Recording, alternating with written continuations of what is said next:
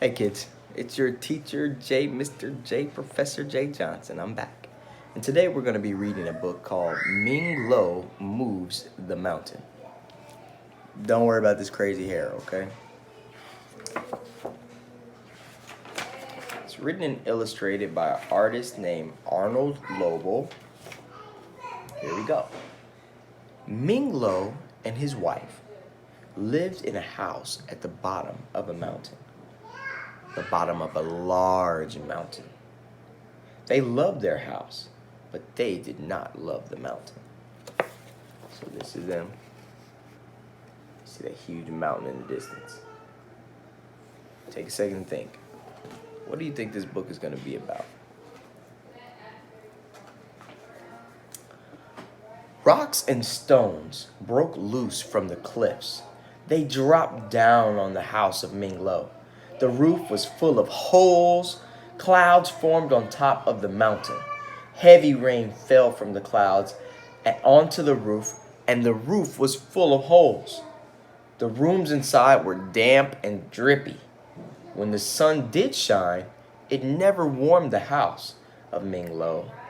The mountains always cast a dark shadow. The flowers in the vegetable garden grew sparse and thin. Check it out.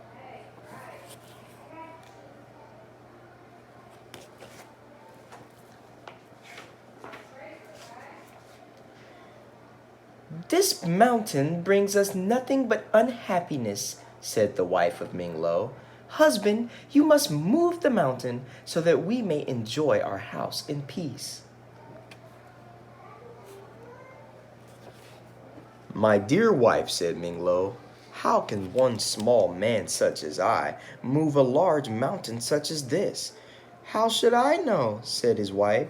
"There's a wise man who lives in the village. Go and ask him." Tough life for Ming Lo, huh? Okay. Ming Lo hurried to the village. When he found the wise man, he said, "I want to move the mountain that is near my house." The wise man thought for a long time. Wisp of smoke curled from his pipe. Finally, he said, "Go home, Ming Lo. Cut down the tallest, thickest tree you can find. Push the tree against the side of the mountain with all of your strength. This is the way that you will move the mountain."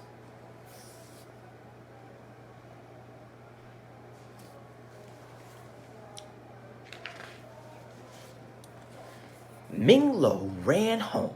He cut down the tallest, thickest tree that he could find. Ming Lo and his wife held tightly to the tree. Running as fast as they could, they pushed the tree against the side of the mountain. Boom! The tree split in half. I don't even know how they were strong enough to hold the tree, but I guess we gotta suspend our disbelief here. The tree split in half. Ming Lo and his wife fell on their heads. The mountain did not move an inch. "Go back to the wise man," said the wife of Ming Lo. "Ask him another way to move the mountain."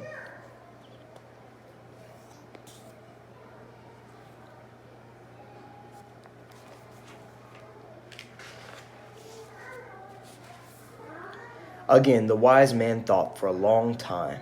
Rings of smoke blew from his pipe. Finally, he said, "Go home, Ming Lo. Take the pots and pans from your kitchen. Hold a spoon in each one of your hands. With these spoons, hit the pots and pans as hard as you can. Raise your voice in loud shouts and cries. The mountain will be frightened by the noise.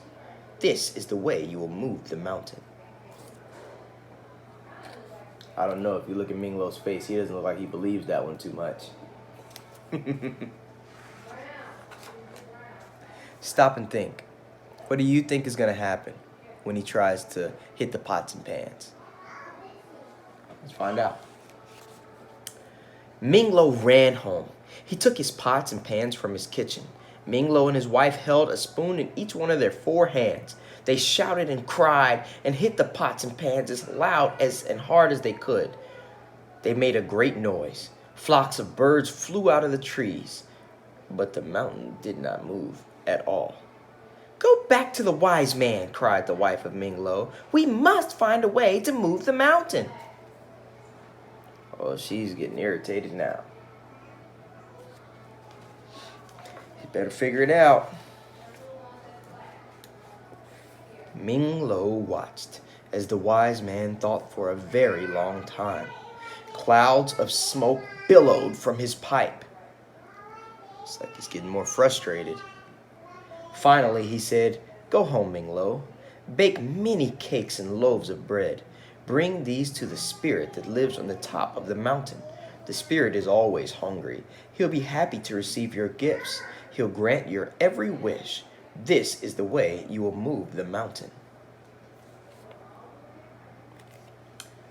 Looks like Ming Lo went ahead and took a seat this time. Took a while. What do you think is going to happen? Ming Lo ran home. With his wife, he baked platters of cakes and baskets of bread. Together, they began the steep climb to the top of the mountain where the spirit lived. They felt a strong wind as they struggled up the high cliffs. It whistled and howled. Soon the air was filled with flying cakes and loaves of bread. There was nothing left for the spirit, and the mountain did not move. Without waiting for his wife to say a word, Ming Lo went quickly back to the wise man. Looks like all those birds are going to come back to get that bread.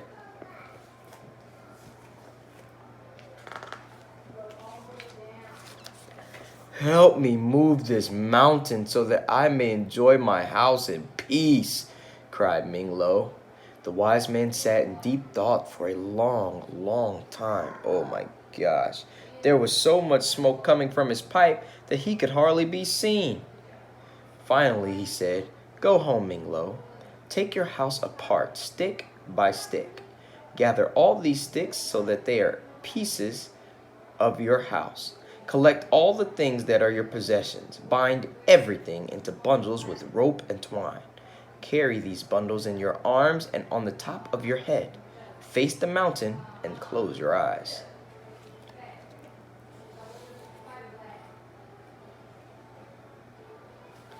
I wonder what's going to happen here. Having done all this, said the wise man, you will step to the dance of the moving mountain. You will put your left foot in a place that is back of your right foot. Then you will put your right foot in place that is back of your left foot. You must do this again and again for many hours. When you open your eyes, you will see that the mountain has moved far away. This is a strange dance, said Ming Lo, but if it makes the mountain move, I will do it at once.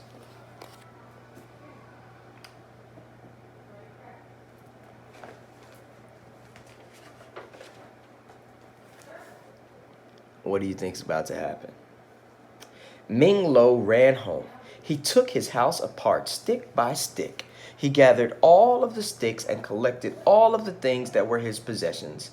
Ming Lo and his wife bound everything into bundles with rope and twine. They carried the bundles in their arms and on top of their heads.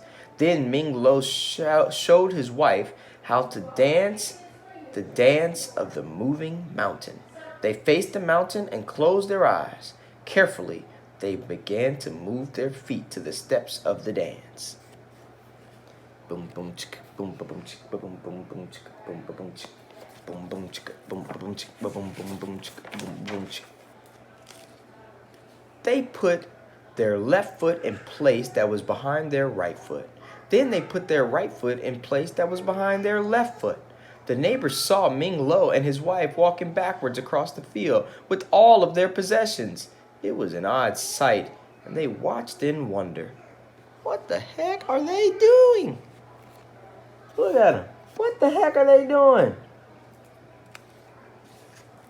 They look like some wild people. After many hours passed by, Ming Lo and his wife opened their eyes. Look, cried Ming Lo. Our dance has done its work. The mountain has moved far away. Now, what really happened?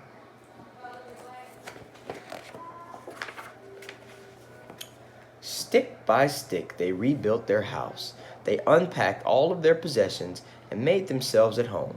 Ming Lo and his wife lived the rest of their lives under an open sky and a warm sun. When rain fell, it came down gently on a roof that had no holes. They often looked at the mountain that was so small in the distance. There was happiness in their hearts, for they both knew that they had made the mountain move. The end. Well, guys, again, that was by Arnold Lobel. I hope I'm saying his last name right. I hope you enjoyed the book, and I'll probably post some more readings like this. See you guys.